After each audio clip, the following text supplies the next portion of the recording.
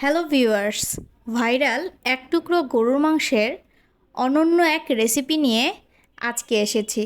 কম বেশি এই রেসিপিটা সবাই কিন্তু ট্রাই করেছে, আমিও আজকে ট্রাই করলাম। আর যারা এখন পর্যন্ত এই রেসিপিটা ট্রাই করেননি অবশ্যই ট্রাই করবেন। মাংসটিকে থেতলিয়ে নিতে হবে কিংবা ব্লেন্ডারের সাহায্যে পিষেও নিতে পারেন।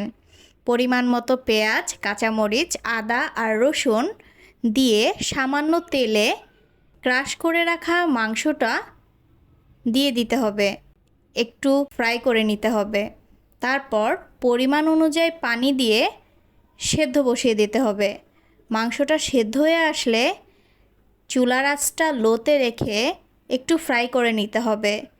মাংসের যেই ঘ্রাণটা আছে সেটা কিন্তু মাংসটা সেদ্ধ হওয়ার সাথে সাথেই একদম বেরিয়ে আসবে।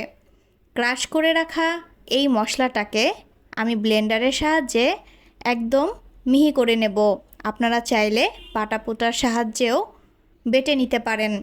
ফ্রাই করে রাখা উপাদানগুলো একদমই কিন্তু মিক্স করে ফেলেছি আমি। আমার ভর্তাটা একদম রেডি। যে কোনো খাবারের সাথে, যেমন পোলাও, সাদা ভাত, খুদের ভাত, বোয়া কিংবা চিতই পিঠার সাথে এই ভর্তাটা অতুলনীয় এক স্বাদ দেবে। নতুন কিছু ট্রাই করতে আসলেই ভালো লাগে, অবশ্যই ট্রাই করবেন। আর এই এক টুকরো গরুর মাংস দিয়ে এই অনন্য রেসিপিটি একবার হলেও বাসায় ট্রাই করে সব মেম্বার্সদেরকে খাওয়ানোর চেষ্টা করবেন। এটি আসলেই অনেক মজাদার এবং সুস্বাদু এবং তৃপ্তি সহকারে খাওয়া যায়।